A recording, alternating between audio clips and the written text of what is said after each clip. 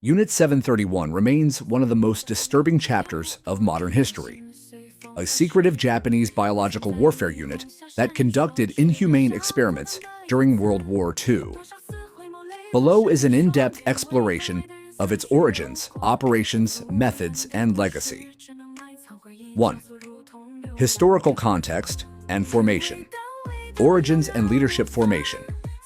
Unit 731 was established in the early 1930s and became most active during the Second Sino-Japanese War and World War II. It was part of the Imperial Japanese Army's covert biological and chemical warfare program. Command structure. Led by Lieutenant General Shiro Ishii, the unit was structured as a research and development division with the dual purposes of advancing Japan's military capabilities and secretly studying the effects of various pathogens and chemical agents on the human body. Location. Based in the puppet state of Manchukuo, now northeast China, the unit operated under the guise of a water purification unit, which helped mask its true mission from the international community. 2. Atrocities and inhumane experiments. Nature of experiments. Human experimentation. Unit 731 is notorious for its brutal experiments on live human subjects, who were primarily Chinese civilians and prisoners of war, but also included other nationalities. Subjects were exposed to a variety of pathogens, including anthrax, cholera, plague, and typhoid, as well as various chemical agents. Methods. The experiments often involved horrifying tests, such as vivisections, dissections performed on living subjects without anesthesia, frostbite experiments, and the deliberate infection with deadly diseases, to study the progression and potential countermeasures of these diseases. Ethical violations. These activities were carried out with absolute disregard for human life and dignity.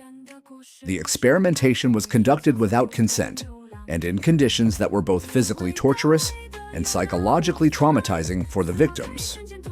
Impact on victims and local communities, casualties, and suffering. Although exact numbers remain a point of historical contention, it is widely acknowledged that thousands of individuals suffered and many perished as a direct result of these experiments. Long-term consequences. The legacy of these actions has had a lasting impact on the affected regions, contributing to ongoing historical trauma and mistrust between Japan and its neighbors. 3. Secrecy, denial, and post-war fallout, cover-up, and information suppression secrecy during the war. The experiments were conducted in extreme secrecy. The unit's existence was officially denied by the Japanese government for decades following the war, in part due to the geopolitical dynamics of the post-war era. Allied considerations. After World War II, many records of Unit 731's activities were deliberately suppressed as the United States and its allies sought to utilize the data for Cold War biological warfare research. This led to a lack of comprehensive public and legal reckoning with the unit's crimes. Trial and accountability, legal action. Unlike the Nuremberg trials for Nazi war crimes, many key figures involved in Unit 731 escaped prosecution. This outcome remains a subject of controversy and historical debate. Public memory and historiography. The legacy of Unit 731 has gradually come to light through the work of historians, journalists, and survivors. It is now frequently discussed in academic circles as a stark example of how state power can be abused under the guise of scientific progress. Fourth, broader implications and reflection. Scientific ethics and human rights.